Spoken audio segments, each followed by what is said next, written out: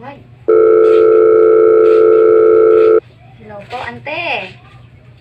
Ay, oho, Merry Christmas po. Ay, busy po ako ngayon, ante. Bakit po? Dami ko kasing ginagawa dito sa, sa bahay eh. Ah, si Dennis. Andun po sa loob, natutulog po. Kanina pa yun eh.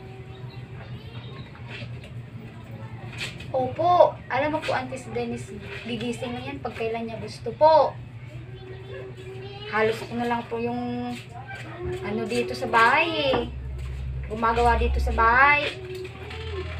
Ay, sabihin ko na lang po siya, ante ha.